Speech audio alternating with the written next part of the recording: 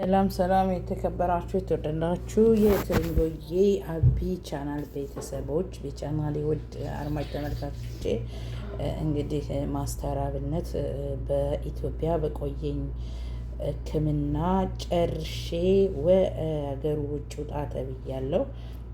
ይህ ውድ የተከበራችሁ ኢትዮጵያኖች አመሰግናለሁ ሲል ወደ ውጭ ሀገር ለሕክምና እንደሄደ በዛ አመለካከት ደግሞ ጓደኞቹ እያለቀሱ እንደሸኙት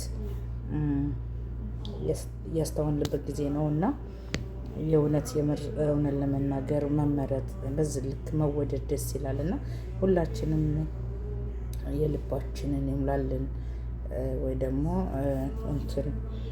ወንድማችን ማስተር አብነት እንግዲህ ሁሉም ጓደኞች ኢትዮጵያን ሕዝብ ተገናኝተው ሽኝት ሲያደርጉለት ያየንበት ጊዜ ታይም ነው እና እሱንም እንግዲህ እመቤቴ ማርያም ምሕረቱን አንጥታለት ምራው አድኖ በእግሩ እንደሚመጣ ተስፋ እናደርጋለን።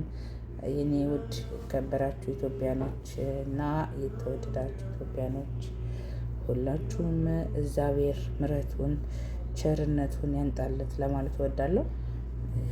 የምረን እንዴ ደስ ይላልና እግዚአብሔር ይማረው። እውነት የታመመ እግዚአብሔር ይማረው። መልካም ነገር የሚያደርግ ሰው ነውና ፈጣሪ ለልጆቹ ወደ ቤቱ ወደ ሚስቱ ወደ ትዳሩ ይመልሰው። ማርያምን ነው የምላችሁ ከልቤ ማለት ነው። በደህና እንደወጣ በሰላም ይመለስ ለማለት እወዳለሁኝ። የኔ ውድ የኔ እንቁና ድንቅ ኢትዮጵያኖች፣ ኤርትራኖች፣ የኔ ምርጦች፣ የኔ ውዶች፣ የምወዳችሁ የማከብራችሁ